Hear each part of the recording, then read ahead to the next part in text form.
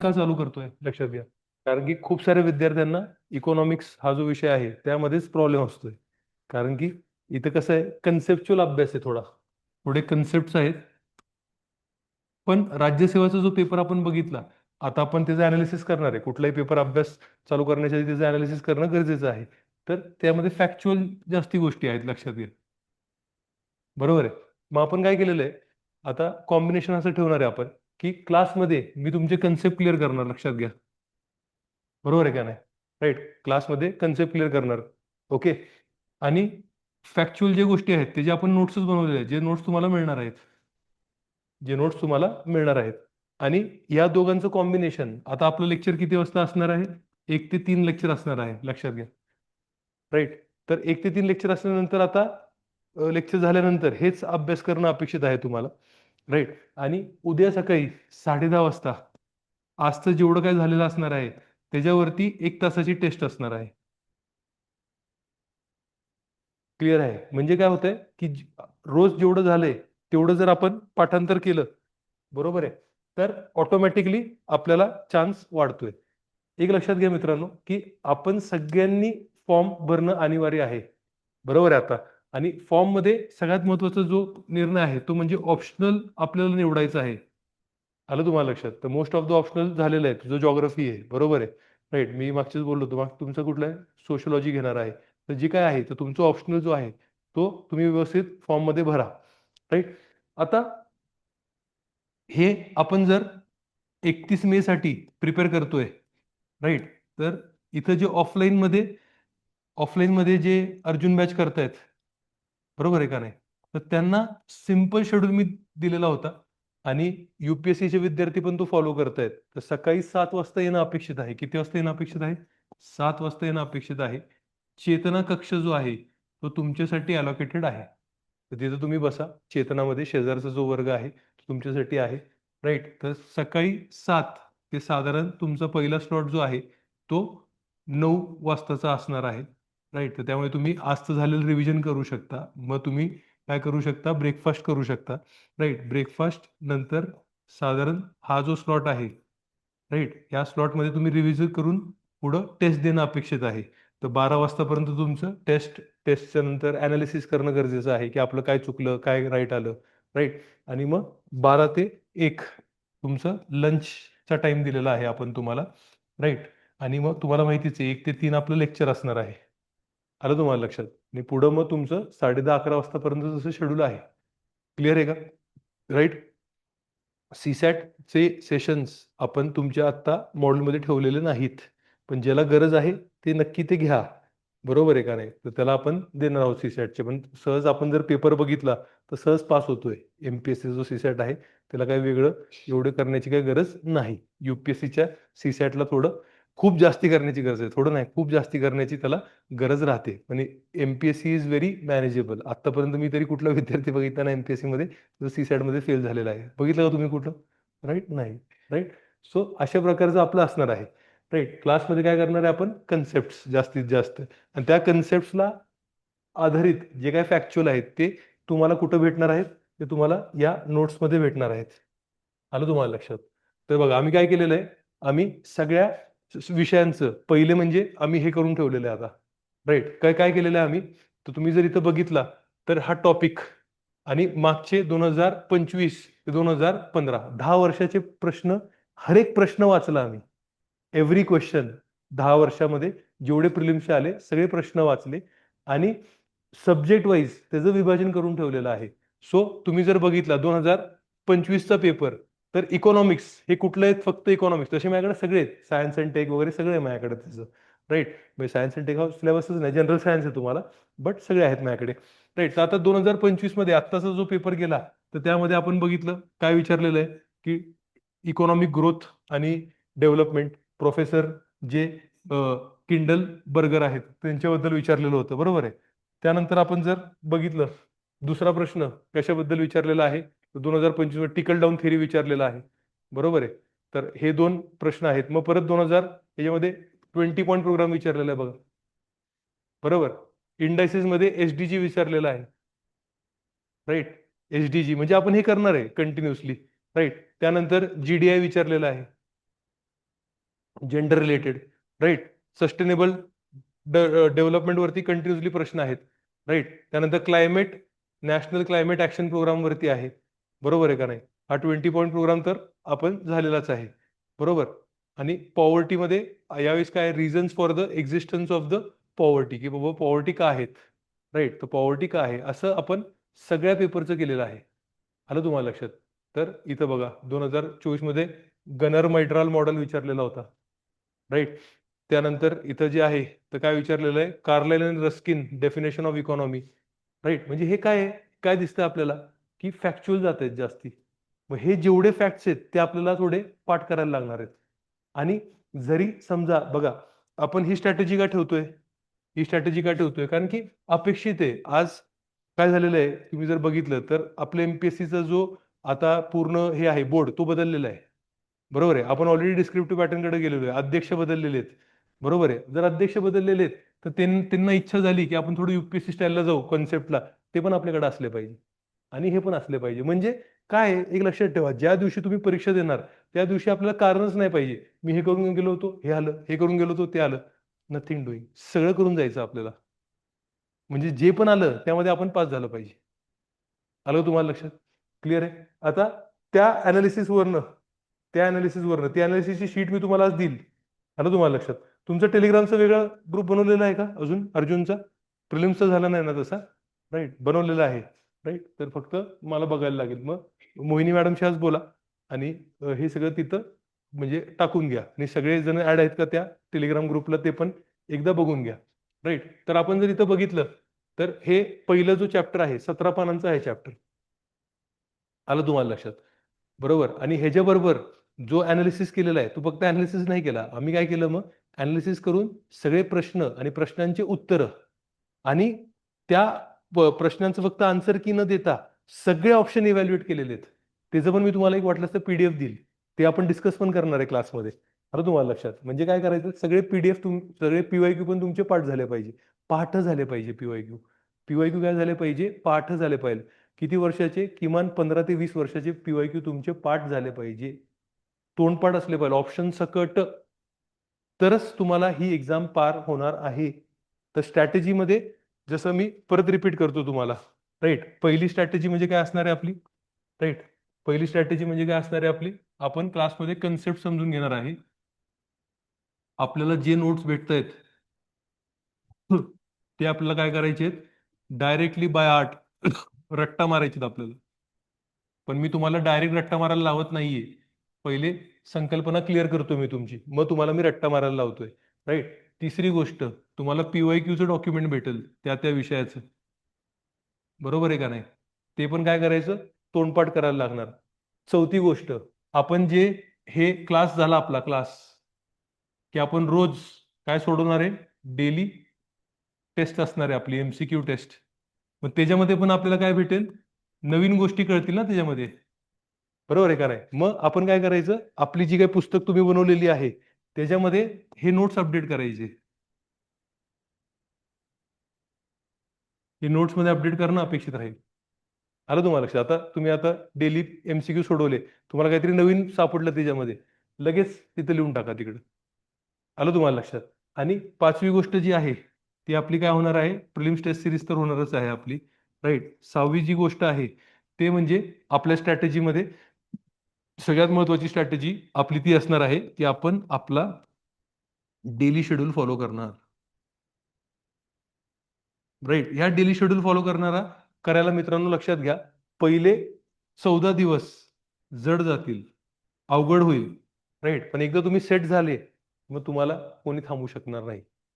खूप जड जाईल पहिले, कसं येऊ 7 वाजता, मला सवयच नाहीये, राईट. मला रात्री अभ्यास करण्याची सवय आहे, नथिंग डुईंग का, कारण की आता आपल्याकडे दिवस कमी राहिले, तर आपली जी बायोलॉजिकल क्लॉक आहे ना, बरोबर आहे, ती आपली बायोलॉजिकल क्लॉक एक्झामला आपल्याला सेट करायची आहे. म्हणजे काय, आपली परीक्षा किती वाजता असते, जीएसचा पेपर किती वाजता असतोय, किती वाजता असतो जीएसचा पेपर, हा किती, 10 साडे 10, किती वाजता असतो पेपर, हा 10 ते 12.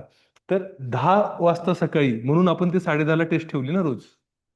आलं तुम्हाला लक्षात, की तेव्हा आपण काय असलं पाहिजे, सगळ्यात जास्ती शार्प असलं पाहिजे, बरोबर आहे. आता मी समजा रात्री अभ्यास करणार तर काय होणार, राईट, 10 ते 12 तुमचा पेपर आहे, बरोबर आहे. आता मी समजा रात्री अभ्यास करणार, राईट, तर काय होणार त्या दिवशी, एका रोज मी रात्री अभ्यास करतोय, त्या दिवशी मी विचार करणार की आता उद्या परीक्षा आहे, आज मी रात्री 10 वाजता झोपतो, झोप येईल का? आपल्या बॉडीला सवय झालेली आहे, रुटीन तसं बसलेलं आहे. मग ती झोप येणार नाही, मग आपल्याला एन्झायटी येते. काय करू काय करू, आता अभ्यास पण करायचा नाही, सरांनी सांगितलं शेवटच्या दिवशी अभ्यास करू नका, आता झोपायचं नाही, झोप पण येत नाही. मग आपण टाइमपास करत बसतो. मग सकाळ झाली की थोडी झोप येते. मग काय होतं, अलार्म वाजतो, आता 6 वाजता उठायचं आज. मग 3-4 तासच झोप झाली असते, 2च तास झोप झालेली असते. मग सगळा गोंधळून जातो. आलं तुम्हाला लक्षात? म्हणून काय करायचं, आत्तापासून त्या बॉडीला सवय टाका. बॉडी जर तुमची सवय नसेल तशी, तर ती जड जाणार, जड जाणार, जड जाणार, जड जाणार. 14-15 दिवस जड जाणार, लक्षात घ्या. राईट. पण एकदा ते सेट झालं की झालं. आणि हे जे तुम्हाला मी हे दिलेले आहेत ना स्टडी स्लॉट्स, दुनियाला आग लागली ना, तर ते स्टडी स्लॉट्स फॉलो करा. का? मी तुम्हाला परत परत सांगतोय, खूप फायदा होतो मित्रांनो. हे आता विजय बॅचवाले रोज येऊन मला सांगतायत, खुश होऊन सांगतायत, सर असा अभ्यास कधी जन्मात झाला नाही आमचा. का?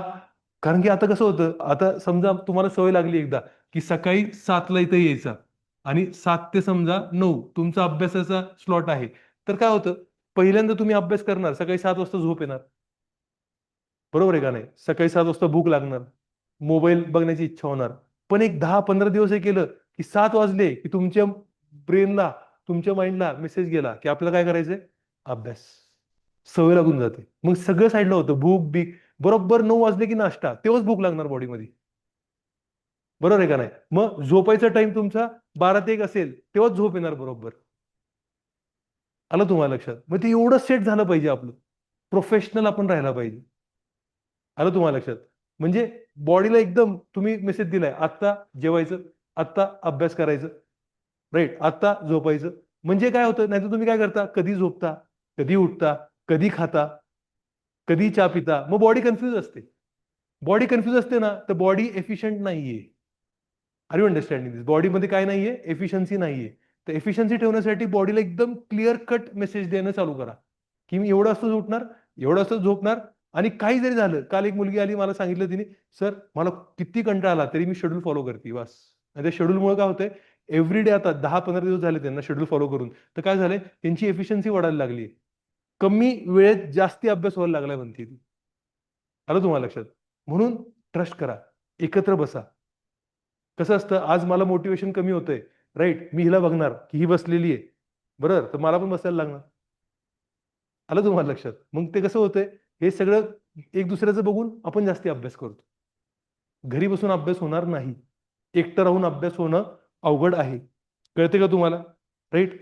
लक्ष्मी, सागर, राईट, ह्या सगळ्या गोष्टी समजून घ्या. ओके. तेजस्विनी, चला आता आजचे जे काय आपण टॉपिक आहेत, ते आज आपण चालू करूयात. ठीक आहे. सो आजचा जो आपला चॅप्टर आहे पहिला, तुम्हाला असं वाटेल की बघा, हे हे जे नोट्स आहेत, हे नोट्स आपण काय पुस्तकासाठी नाही बनवलेले आहेत. हे नोट्स तुमच्यासाठी बनवलेत, प्रिलिमसाठी नोट्स बनवलेत. आपले इकॉनॉमिक्सचे नोट्स वेगळे आहेत. मोठं पुस्तक आहे आपलं. ते आपलं घेणं देणं नाहीये. आपण आत्ता इकॉनॉमिक्सचे नोट्स आत्ता तुम्हाला प्रिलिमसाठी बनवलेले आहेत. म्हणून हे तुम्हाला फ्लो करणार नाही जिथपर्यंत तुम्ही लेक्चर करणार नाही. आलं तुम्हाला लक्षात? राईट. तर पहिले आपण बघणार आहे मायक्रो इकॉनॉमिक्स काय आहे, राईट, सूक्ष्म अर्थशास्त्र आणि स्थूल अर्थशास्त्र काय आहे, बरोबर.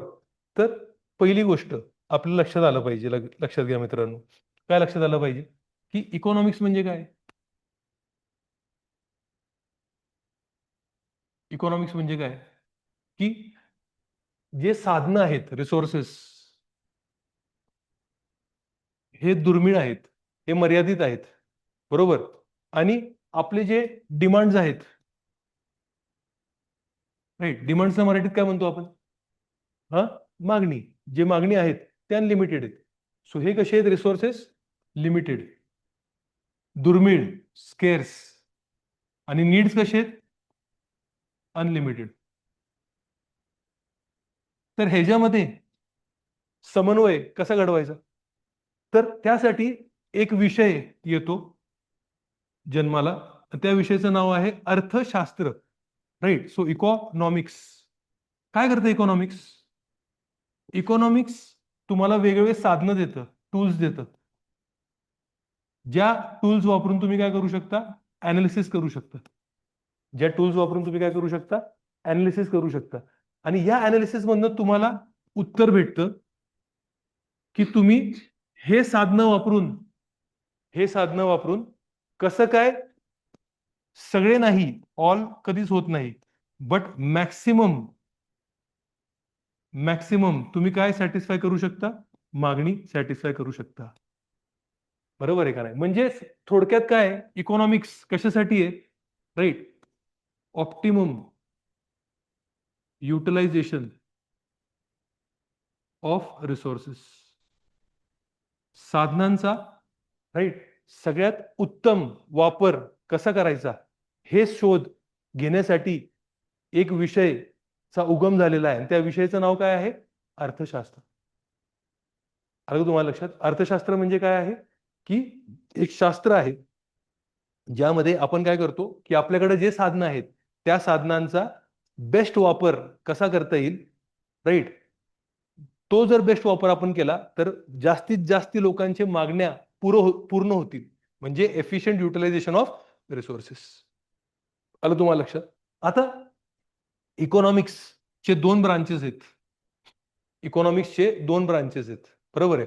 आता बघा, मी तुम्हाला थोडं कन्सेप्च्युअल सांगतो. असं कोणीच म्हणजे मला माहित नाही एमपीएससी मध्ये असं कोणी तुम्हाला कन्सेप्च्युअल शिकवणार का नाही, पण मी का शिकवतो, तुम्हाला अंडरस्टँडिंग वाटलं पाहिजे. मग अंडरस्टँडिंग जर असलं नाही, तर मग तुम्ही जेव्हा प्रश्न वाचता, एक वेगळ्या लेवलच्या कॉन्फिडन्सने वाचता तुम्ही प्रश्न. तर लक्षात घ्या, इकॉनॉमिक्स जो आहे, economics is the product of modernity. आधुनिक काळातलं हे एक काय आहे, प्रोडक्ट आहे. आधुनिक काळ, आधुनिक काळ जो आहे, बरोबर आहे, आता जो कुठला काळ चाललेला आहे, आधुनिक काळ चाललाय, तर आधुनिक काळ मधला हा एक प्रोडक्ट आहे. आधुनिकता, आधुनिक काळ, ह्याचे मूल्य कुठले आहेत, सगळ्यात महत्वाचं मूल्य कुठलं आहे, व्यक्तिवाद. कुठला आहे, व्यक्तिवाद. अरे तुम्हाला लक्षात? आणि दुसरा कुठला मूल्य आहे सगळ्यात महत्वाचा, येस, रॅशनॅलिटी. म्हणजेच तर्कसंगत विचारसरणी, तर्क वापरून विचार करायचं. म्हणजे इकॉनॉमिक्स, इकॉनॉमिक्स हे ह्याचा जन्म कधी झालेला आहे, आधुनिक काळात जन्म झालेला आहे. आधुनिक मूल्यांचा वापर करून ह्याचा जन्म झालेला आहे. आधुनिकताचे दोन मूल्य कुठले आहेत, एक म्हणजे तर्कसंगत विचारसरणी, रॅशनलिझम, आणि दुसरं काय आहे, व्यक्तिवाद. बघा, व्यक्तिवाद म्हणजे व्यक्तीला तुम्ही काय देताय, फ्रीडम. व्यक्तीला तुम्ही काय देताय, फ्रीडम. व्यक्तीला तुम्ही काय देताय, तू स्वतःची चॉईस स्वतः घे. बरोबर आहे का नाही? स्वतःचा निर्णय स्वतः घ्या. दॅट इज व्यक्तिवाद. बरोबर आहे. का देतोय आपण व्यक्तींना निर्णय घेण्याची ती मुभा, की तुम्ही स्वतःचे निर्णय स्वतः घ्या? का देतोय आपण? कारण की आता आधुनिक काळामध्ये ही संकल्पना आहे, की हर एक व्यक्ती हा कसा आहे, रॅशनल. हर एक व्यक्ती हुशार आहे. हर एक व्यक्तीकडं स्वतःचं काय आहे, तर स्वतःचं ब्रेन आहे. त्या ब्रेनचा वापर करून तो त्याच्यासाठी, त्याला रॅशनॅलिटी म्हणजे काय, आपला फायदा कशात हे तो शोधू शकतो. आपला फायदा कशात तो शोधू शकतो आणि आपल्या फायद्याप्रमाणे निर्णय घेऊ शकतो. तुम्हाला सोपं उदाहरण देतो, म्हणजे तुम्हाला कळेल. समजा ही पेन आहे, तुम्ही आत्ता जी लिहिताय तुमच्या पुस्तकामधली ती पेन आहे. बरोबर आहे का नाही? राईट. तुझं नाव काय बाळा? काय? मनानकी. बरोबर आहे का? आता मनानकी, समजा मी ही पेन तुला 1000 रुपये मध्ये विकतो, तू घेणार का? बघा, मनानकी काय म्हणते, नाही सर. घोर कलियुग म्हणतात त्याला. बरोबर आहे का नाही? एकलव्याने काय दिला, अंगठा दिला. द्रोणाचार्याने शिकवलं नाही तरी अंगठा दिला. ही 1000 रुपये देत नाही. आलं का नाही लक्षात? हीच पेन समजा तुला तर 10 रुपयात देतो, घेणार का? म्हणजे काय, काय केलं मनानकीनी, ती रॅशनॅलिटी दाखवली. तिचा फायदा कुठे आहे, 1000 रुपये वर्थ नाही, 10 रुपये ओके. तिला कोणी सांगावं लागलं का, गव्हर्नमेंटने सांगितलं का तिला, की 1000 रुपयाला घेऊ नको? राईट. मी सांगितलं का, तुम्ही सांगितलं का? निर्णय कोणी घेतला, म्हणजे काय, स्वतः निर्णय घेतला. कशाच्या आधारावरती घेतला, हे दोन मूल्य कुठल्या काळातले आहेत? आधुनिक काळातले. ह्याच्या आधी ह्याच्या आधी तुमचे सगळे निर्णय कोण घ्यायचं? समाज, समूह. तुम्ही लग्न कोणाशी करणार? लग्न झालं का तुमचं? राईट. लव्ह मॅरेज केलं का अरेंज? हा, लव्ह मॅरेज. तुम्ही आधुनिक काळातले आहेत ना. फायदा कुठं? तिथं लग्न. बरोबर आहे का नाही? बघितलं का नाही फायदा? हा, तुम्हाला न कळते पण तुम्ही बघितलं असणार. बरोबर आहे का नाही? राईट. अजून कोणाचं लग्न झालंय का? अरेंज मॅरेज आहे कोणाचं? Arrange marriage. अरेंज मॅरेज लग्न झालं तुमचं? अरेंज मॅरेज झालेलं आहे. बरोबर आहे. मग तुम्ही कुठले आहेत? आधुनिक काळाच्या आधीच सिस्टम आहे ते. कोणी निर्णय घेतला? कोणी घेतला? घरातल्यांनी घेतला, समाजाने घेतला, कुटुंबाने घेतला. म्हणजे व्यक्तिवाद कमी होता पहिल्याच्या काळामध्ये. काय कमी होता? व्यक्तिवाद कमी होता आणि समूहवाद जास्ती होता. समूह डिसाईड करायचं की तुम्ही कोणाशी लग्न करणार, तुम्ही कपडे कसे घालणार, तुम्ही कुठले सण साजरा करणार. बरोबर आहे का नाही? सगळे निर्णय तुम्ही कोणावर राहू शकता, कोणावर राहू शकत नाही, जाती व्यवस्था, हे सगळे निर्णय कोण घ्यायचं? समूह. पण आधुनिक काळामध्ये सगळे निर्णय कोण घेते? व्यक्ती. आणि हेच मूल्य जेव्हा तुम्ही हेच मूल्य जेव्हा तुम्ही इकॉनॉमिक फील्डमध्ये लावता, म्हणजे अर्थशास्त्राच्या फील्डमध्ये जेव्हा हे मूल्य लावले, तर जन्म काय झाला? जन्म झाला इकॉनॉमिक्सचा. पण कुठल्या इकॉनॉमिक्सचा जन्म झाला? पुढे घ्या. जन्म झाला मायक्रो इकॉनॉमिक्सचा. आणि त्याचा जनक कोण आहे? घ्या, ऍडम स्मिथ. कसला जन्म झालेला आहे? मायक्रो इकॉनॉमिक्स, सूक्ष्म अर्थव्यवस्था. का सूक्ष्म? कारण की तुम्ही निर्णय कोणाचे बघितले आता आपण? व्यक्तींचे निर्णय. आणि सगळे व्यक्ती निर्णय कसे घेतील? कसे घेतील? आपल्या फायदा बघून घेतील, तर्क वापरून घेतील. बरोबर आहे का नाही? इमोशनल निर्णय घेणार नाही कोणी. बरोबर आहे का नाही? ह्यांना वाटतंय की ह्यांनी जे लग्न केलं ते इमोशनवरनं केलं, प्रेमवरनं केलं. पण त्या प्रेम मध्ये पण काय असणार? फायदा कुठं ना कुठं असणार, की हा व्यक्ती बाबा चांगला आहे का नाही, मला पुढे सांभाळणार का नाही सांभाळणार, या सगळ्या गोष्टी बघितल्या का नाही बघितलं तुम्ही? बरोबर आहे का नाही? म्हणजे तुम्ही लॉजिक लावलंच. राईट. मला प्रेम झालं पण ते येडच आहे. बरोबर आहे का नाही? काय करते? मारपीट करणार, दारू पिणार. करणार तुम्ही लग्न? करणार तुम्ही लग्न? नाही. तुम्ही काय बघणार? मला सांभाळणार का, पैसे व्यवस्थित कमवणार का, याला डोकं आहे का, फ्युचर सिक्युअर आहे का माझं?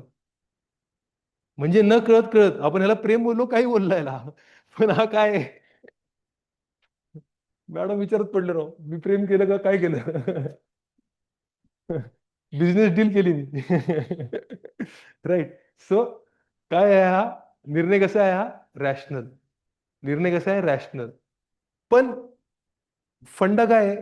समाजात सगळे जे व्यक्ती आहेत, बरोबर आहे की, ते सगळे जण निर्णय कसा करणार?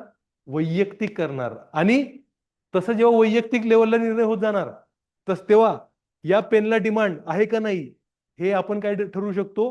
पूर्ण अर्थव्यवस्थामध्ये, पूर्ण समाजामध्ये या पेनला डिमांड आहे का नाही. मी जर 1000ला विकली तर डिमांड असणार का पेनला? नाही. मी जर 10ला विकली तर डिमांड असणार का? असणार. मग तुम्ही पूर्ण समाजाला फोकस केला का? नाही. तुम्ही फोकस कुठं केला? फक्त व्यक्ती. This is microeconomics. Adam Smith काय म्हणतो की एव्हरी इंडिव्हिज्युअल काय आहे? रॅशनल आहे. त्याला स्वतःचा फायदा कळतो. म्हणून सगळे निर्णय, सगळे व्यक्ती काय करणार? एक व्यक्ती रॅशनल आहे, दुसरा व्यक्ती रॅशनल आहे, तिसरा व्यक्ती रॅशनल आहे, म्हणून पूर्ण सोसायटी रॅशनल आहे. Are you understanding? म्हणजे आपल्याला काय करायचंय? मोठ्या लेवलला विचारच करायचा नाहीये, छोट्या लेवलला विचार करायचा. मायक्रो. आर यू अंडरस्टँडिंग दिस? कळतंय? मग मायक्रो इकॉनॉमिक्स वरती कोणावरती विचार करणार आपण? एक व्यक्तीवरती, एक बिझनेस वरती, ह्यांच्यावरती विचार करणार आपण. आलं तुम्हाला लक्षात? कळतंय? राईट. यांच्यावरती आपण काय करणार? लक्ष केंद्रित करणार. राईट. ऍडम स्मिथच्या या विचारसरणीवरनं एक नवीन नवीन अर्थव्यवस्थाची आपण काय म्हणू शकतो, सिस्टम डेव्हलप झाली, नवीन अर्थव्यवस्थाची प्रणाली डेव्हलप झालेली आहे. ती प्रणाली म्हणजे कुठली डेव्हलप झालेली आहे, त्याला लिहा भांडवलशाही, कॅपिटलिझम. ऍडम स्मिथचं पुस्तक कुठलं ते पण लिहा, wealth of nations. Wealth of nations कधीचं पुस्तक आहे, 1776. 1776 वेल्थ ऑफ नेशन्स. बरोबर आहे. काय म्हणतो ऍडम स्मिथ, की सगळ्या व्यक्तींना आपला फायदा कळतो, बरोबर आहे का नाही, म्हणून तुम्ही व्यक्तींना काय देऊन टाका, स्वातंत्र्य देऊन टाका. Let them decide. व्यक्तींना काय देऊन टाका तुम्ही, बरोबर आहे का नाही, व्यक्तींना काय देऊन टाका, स्वातंत्र्य देऊन टाका, फ्रीडम.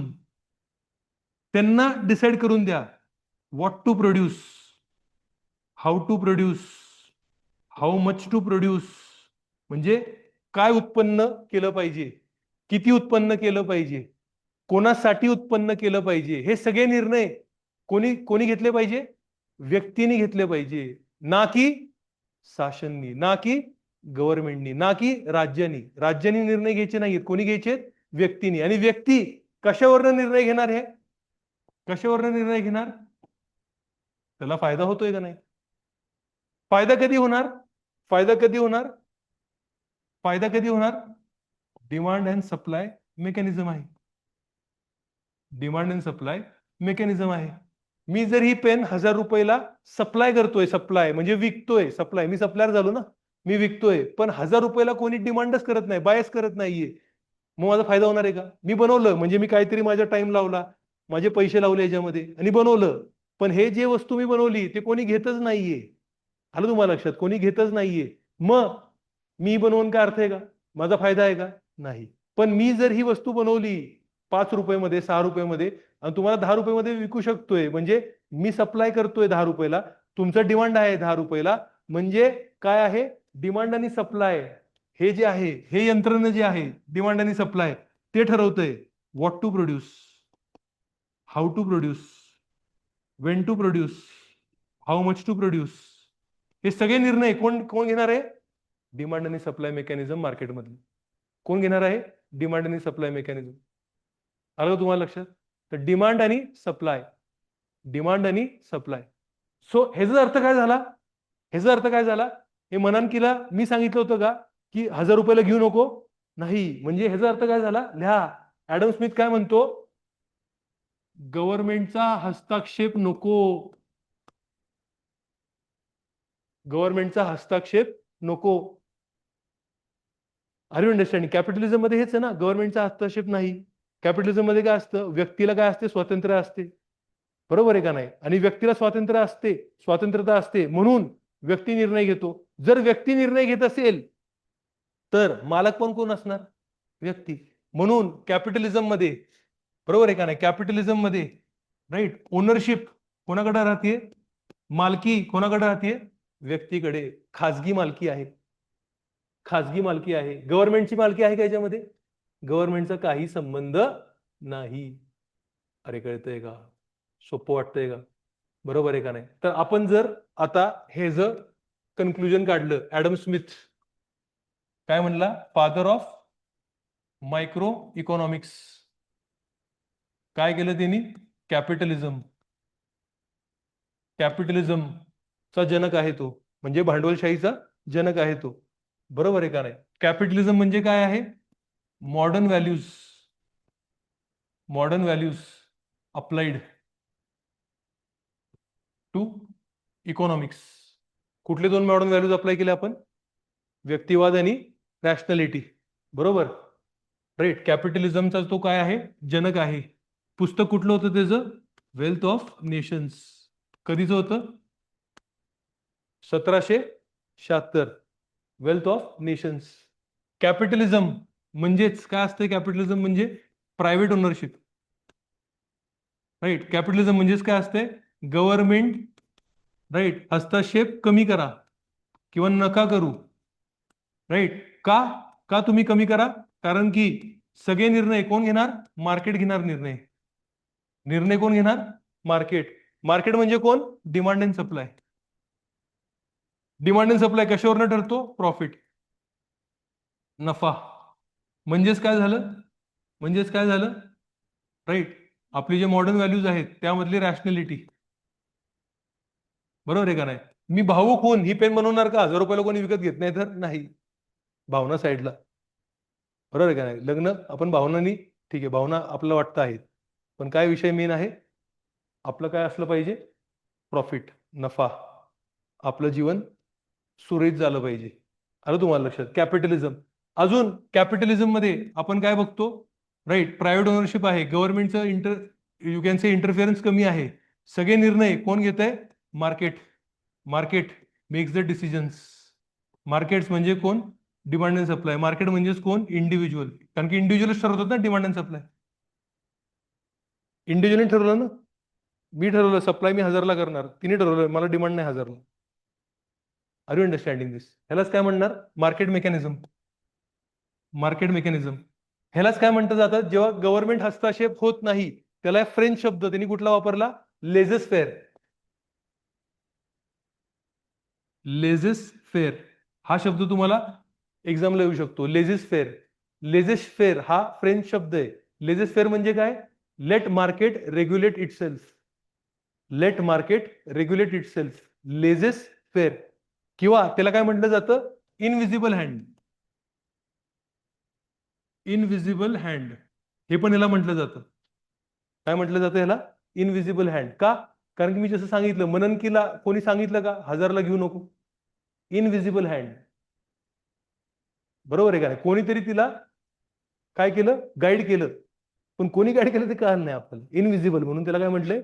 राईट, अदृश्य हात. आलं तुम्हाला लक्षात? राईट, त्यालाच काय म्हणतो आपण? लेझेस फेअर. लेझेस फेअर म्हणजे काय? लेझेस फेअर म्हणजे काय? की तुम्ही यू कॅन से गव्हर्नमेंट काय करून टाका? फ्री करून टाका सगळं. तुम्ही हस्तक्षेप करू नका. आलं का तुम्हाला लक्षात? क्लिअर आहे का नाही? राईट. सगळे डिसिजन डिसिजन कुठले कुठले असतात? What to produce, how to produce, for whom to produce, कोणासाठी, काय काय बनवायचं, पेन बनवायचं का नाही बनवायचं, कोणासाठी बनवायचा, कसा बनवायचा, हे सगळे निर्णय कोण घेणार? मार्केट. मार्केट म्हणजे कोण? व्यक्ती. आलं तुम्हाला लक्षात? कशाच्या आधारे घेणार? प्रॉफिट. म्हणजे कॅपिटलिझम म्हणजे लिहा, ultimate goal of capitalism. Ultimate goal कॅपिटलिझमचा काय आहे? प्रॉफिट. ना बाप बडा ना भैया, सबसे बडा रुपया. Are you understanding? कॅपिटलिझम. बरोबर. हे सिंपल एवढं आपलं अंडरस्टँडिंग असलं पाहिजे कॅपिटलिझम बद्दल. आलं तुम्हाला लक्षात? आता काय होतंय? काय होतंय? बरोबर आहे. या प्रकारे लोकांनी आपल्या अर्थव्यवस्था चालवणं चालू केलं. लोकांना फायदा व्हायला लागला. सगळ्यात जास्त फायदा कुठल्या देशाला झाला? अमेरिकाच्या देशाला झाला. बरोबर आहे. पण हे सगळं कॅपिटलिझम वगैरे हे सगळं ऍडम स्मिथनी कुठल्या देशामध्ये सांगितलं होतं? इंग्लंड. कुठल्या देशामध्ये सांगितलं होतं हे सगळं त्यांनी? इंग्लंड. बरोबर आहे. पण आता या कॅपिटलिझममुळे काहीतरी नुकसान होणार. काय नुकसान होणार त्याच्यामुळे? की जे कामगार आहेत त्यांचं काय होणार? एक्सप्लॉयटेशन, शोषण. काय होते मित्रांनो? त्यांचं शोषण होते. बरोबर आहे का? कारण की सबसे बडा रुपया, नफा. मग राबवा त्यांना.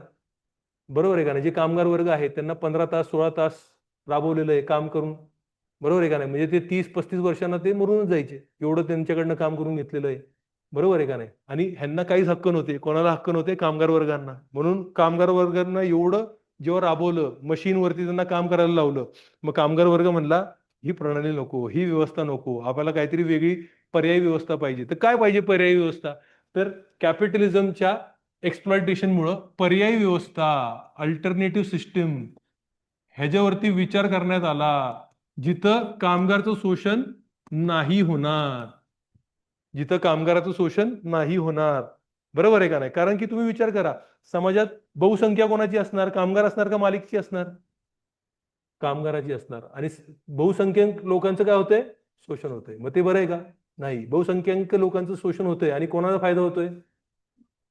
हा, मालकांना. जे कसे आहेत? कमी संख्येत आहेत.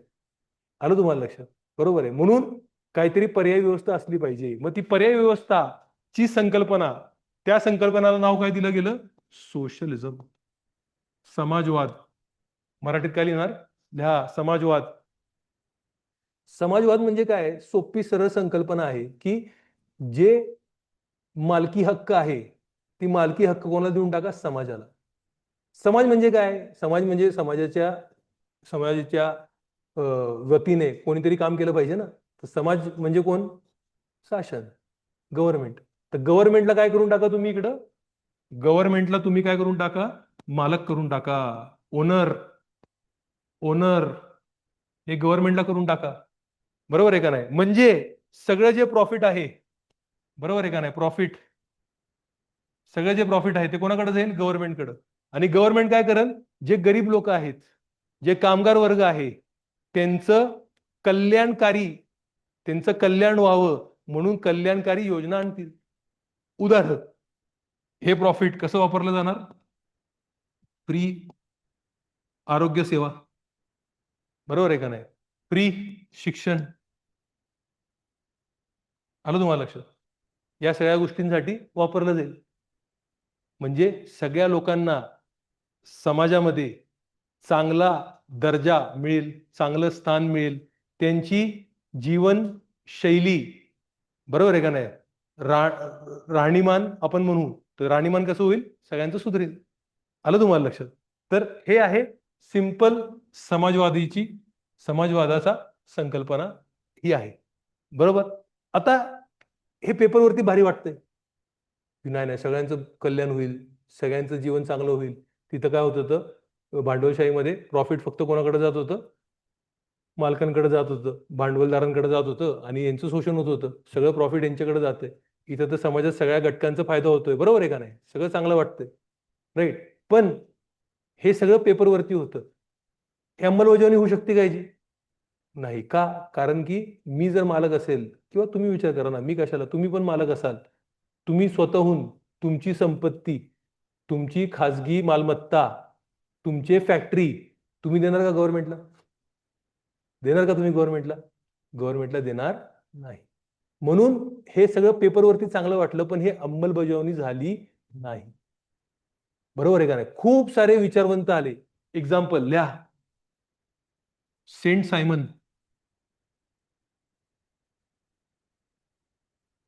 राईट. रॉबर्ट ओवेन, खूप सारे विचारवंत आले. बरोबर आहे. त्यांनी काय केलं? ही समाजवादीची संकल्पना दिली. पण अंमलात कोणी आणू शकलं नाही. बरोबर आहे. म्हणून ह्यांना सगळ्यांना, हे जे विचारवंत आहेत त्यांना काय म्हटलं जातं? आदर्शवादी समाजवादी. युथोपियन, इंग्लिशमध्ये काय शब्द आहे? Utopian socialist. युथोपियन आदर्शवादी समाजवादी. बरोबर आहे का नाही? राईट. इंग्लिशमध्ये कोण कोण करतंय प्रिपरेशन? हातवरती करा बरं. राईट. 2 जण, 4 जण. मराठीत कोण कोण करते? बाकी सगळे मराठीत करते. कळते ना मराठीच्या विद्यार्थ्यांना? इंग्लिशला कळतंय का? गुड. काय कोणाला नाही कळलं तर मला सांगा. ठीक आहे. सो युथोपियन सोशलिस्ट, सोशलिस्ट, बरोबर आहे, समाजवादी. आता हे अंमलबजावणी झाली नाही. मग कोणाला? 1840च्या दशकामध्ये कार्ल मार्क्स. कोण आलेला आहे? Karl Marx. तो कुठली संकल्पना आणणार आहे? मार्क्सवाद, मार्क्सिझम. त्याला काय म्हटलं जातं? कम्युनिझम. कम्युनिझम म्हणजे म्हणजे मराठीत त्याला काय म्हटलं जातं? साम्यवाद. काय म्हटलं जातं त्याला? साम्यवाद. काय म्हटलं जातं? साम्यवाद. काय म्हणतो मार्क्स? मार्क्स स्वतःला म्हणतो मी वैज्ञानिक आहे, सायंटिस्ट आहे. Who am I? मी सायंटिस्ट आहे. मी विचारवंत नाही, मी तत्वज्ञानी नाही. मी कोण आहे? सायंटिस्ट, वैज्ञानिक. का? वैज्ञानिक काय करतो? एक्सपेरिमेंट करतो. 1 2 3 एक्सपेरिमेंट झाले की डायरेक्टली नेहमी रिझल्ट 4 येतं. शाळेत तुम्ही एक्सपेरिमेंट करता, स्टेप फॉलो करता, प्रोसिजर 1 2 3, मग रिझल्ट नेहमी 4 आला पाहिजे. आलं पाहिजे का नाही? जर आलं नाही रिझल्ट तर चूक कोणाची असते? तुमची असते. तुम्ही बरोबर केलं नाही ना. I understanding. सायन्स काय चुकणार आहे का? नाही. तो म्हणतो मी तुम्हाला स्टेप देतो. ते जर तुम्ही स्टेप फॉलो केले तर तुम्हाला काय करता येईल? तुम्हाला साम्यवाद प्रकारची जी समाज रचना आहे ती तुम्हाला प्रस्थापित करता येईल. कळतंय का? ऑनलाईन स्टुडंट सगळ्यांनी एकदा चॅटबॉक्स मध्ये लिहायचंय. कळतंय का? किती टक्के कळतंय? सगळ्यांनी लिहा. राईट. तर हा काय कन्सेप्ट देतो बघा. पहिलं काय म्हणतो हा? Workers of the world unite. जे सगळे जगभरातले कामगार आहेत, काय व्हा? एकत्रित व्हा. का कामगारांना एकत्रित करतोय? कारण कामगार हे सगळ्यात काय आहेत? शोषित, पीडित, म्हणून त्यांना एकत्रित करतोय. दुसरी गोष्ट एकत्र येऊन काय करायचंय तुम्हाला? एकत्र येऊन काय करायचंय? Violent revolution. म्हणजे काय करायला लागेल तुम्हाला? हिंसा करून क्रांती करायला लागेल. हिंसा करून काय करायला लागेल? क्रांती करायला लागेल. आलं तुम्हाला लक्षात? Violent revolution. तिसरी गोष्ट, ते रेव्होल्युशन झाल्यानंतर म्हणजे क्रांती झाल्यानंतर क्रांती का करायला लागणार आहे? कारण की भांडवल जर तुम्हाला देणार आहे का संपत्ती, मालमत्ता, खाजगी नाही, म्हणून तुम्हाला काय करायला लागेल? हिंसा, मारायला लागेल. त्यांच्याकडनं काय करायला लागेल? हिसकावून घ्यायला लागेल. आणि घेतल्यानंतर मग काय प्रस्थापित करा? Dictatorship. Dictatorship of proletariat. Proletariat. Dictatorship म्हणजे काय? हुकुमशाही.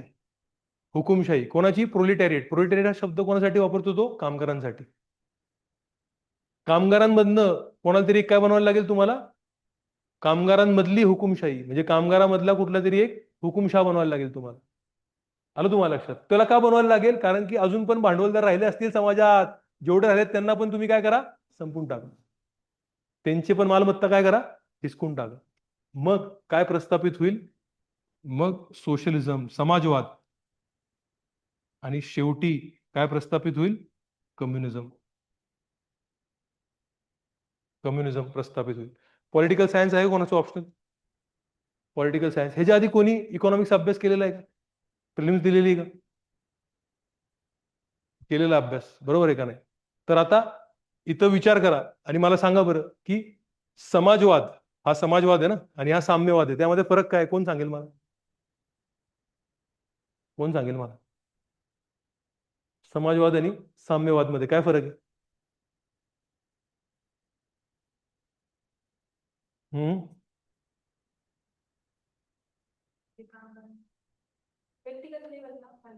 म्हणजे परत व्यक्तिगत लेवलला देऊन टाकली तुम्ही मालकी. मग कशाला गेलो एवढं तामझाम? क्रांती विनती कशाला केली मग? मालकी जर द्यायचीच होती परत व्यक्तींना, प्रॉब्लेम तोच होता ना. व्यक्तींकडे मालकी होती. विषय हाच आहे, कन्सेप्ट क्लिअर नाही आपली. काय क्लिअर नाही? कन्सेप्ट क्लिअर नाही. बरं का? फक्त काय पोपटपंची सगळे. पण ते नाही चालणार ना. आता आता मुख्य परीक्षा डिस्क्रिप्टिव्ह आहे, नाही तर मग आपल्याला खाली उतरायला लागेल कंबाईन. बरोबर आहे का नाही? कंबाईन कसं वाटतंय बघा. जे कंबाईन होत आहेत, STI, PSI, विचार करा ते त्यांच्याशी कधी बोला. 1 वर्ष 2 वर्ष नोकरी झाली की मला वाटतं त्या DYSP ला कसलं माज आहे रे. आपल्या रोज अभ्यासिकेचा अभ्यास करायचा. पण आता लईच पुढे गेला ते. फरक दिसतो, फरक. Are you understanding? मग तुम्हाला बघा काय करायचं? कंबाईन करणार बघा, combine. PSI, STI, ASO, SR चे पद आलेत. बरोबर आहे का? राईट. आपलं करायचं मोठं करा ना जीवनात. त्यासाठी कन्सेप्ट लागणार आता. चांगला निर्णय घेतला आयोगाने. बरोबर आहे का नाही? बघा, साम्यवाद आणि समाजवाद मध्ये फरक बघा काय. हा काय समाजवाद? काय आहे हा? समाजवाद. समाजवाद मध्ये कसं असतं? जसे ती म्हणली ती बरोबर आहे, की जी मालकी आहे कोणाची आहे? समाजाची. समाजाची म्हणजे कुठली? शासनाची. म्हणजे कुठली? राज्याची. बरोबर. सगळे जे उत्पन्नाचे साधन आहेत, उत्पन्नाचे साधन, व्यवस्थित शब्द लिहा तिकडं. उत्पन्नाचे साधन इंग्लिश मध्ये असेल तर means of production. Means of production are owned by government. आणि मराठीत लिहिलं असेल तर उत्पन्नाचे साधन वरती मालकी कोणाची असते? शासनाची. बरोबर. आणि शासन काय करतो? शासन सोपं आहे. जो ज्या लेवलला काम करतो त्या लेवलचा त्याला पगार भेटतो. म्हणजे मी जर फॅक्टरीमध्ये खालच्या लेवलला कामगार म्हणून आहे तर मला तसा पगार भेटेल. मी जर मॅनेजर आहे मला तसा पगार भेटेल. मी जर सुपरवायझर आहे मला तसा पगार भेटेल. ह्याच्यामध्ये एक होईल सगळे एक होतील का? नाही. बट लोकांमधली जी काय होती विषमता आहे ती तेवढी जास्ती मात्रात नसेल जेवढी भांडवलशाहीमध्ये असेल. कारण की भांडवलशाहीमध्ये विषमता का होते? कारण की सगळं प्रॉफिट कोण घेऊन जातो? एकच माणूस. म्हणून विषमता आहे. इथं विषमता आहे का? आहे. पण विषमता कशी आहे? कमी आहे. आणि इथं ब्युटिफुल गोष्ट काय आहे? कोणाची खाजगी मालमत्ता नाही. म्हणून ज्याला पण पैसे कमवायचे आहेत त्याला स्वतः काम करायला लागेल. काम केल्याशिवाय पैसा भेटेल का? भांडवलशाहीमध्ये माझ्या आई वडिलांनी लय पैसे कमवून ठेवलेले प्रॉपर्टी आहेत.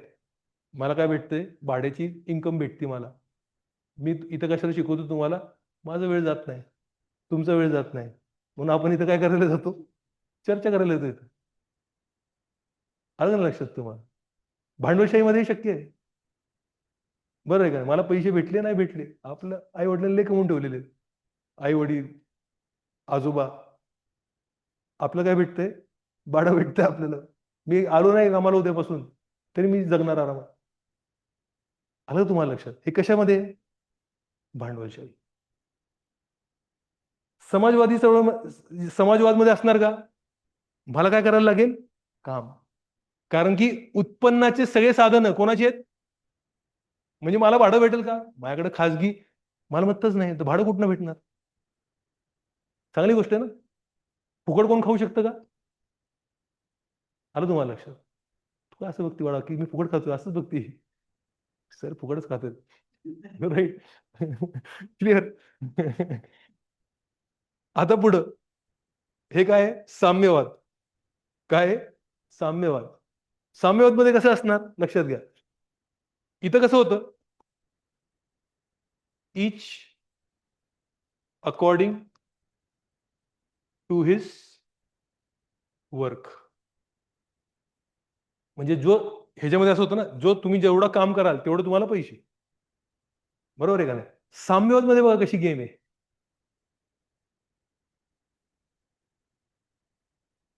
Each works according to one's ability gets according to one's needs. काय लिहिलंय मी?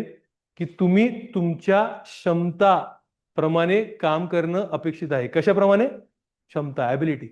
आणि तुम्हाला किती भेटेल? तुमच्या गरजेप्रमाणे तुम्हाला भेटेल. अशी व्यवस्था कुठे असते का? असते. कुटुंब व्यवस्थेमध्ये असंच असतं. तुमच्या कुटुंबात सगळ्यात जास्ती कोण कमवते? वडील. सगळ्यात जास्ती उडवतो कोण आहे? स्वतःच. बरोबर आहे का नाही? फोन बिन हे ते सगळं लेटेस्ट पाहिजे आपल्याला. बरोबर आहे का नाही? Right. Digital watch, phone. Right. वडील म्हणतात का, मी सगळ्यात जास्ती कमवतो, मी सगळ्यात जास्ती उडवणार? नाही. म्हणजे कुठं ना कुठं त्यांनी कुठनं घेतलेलं आहे ती संकल्पना फॅमिली. म्हणून तो काय म्हणला कम्युनिटी. बरोबर आहे का नाही? आपला समूह आहे, आपलं एक फॅमिली सारखं आहे, की सगळे आपल्या आपल्या क्षमताप्रमाणे काय करतील? कमवतील. आणि कमवून काय करेल? समाजाचं कॉमन राहील ते. आणि ज्याला जेवढी गरज आहे तेवढं घेईल.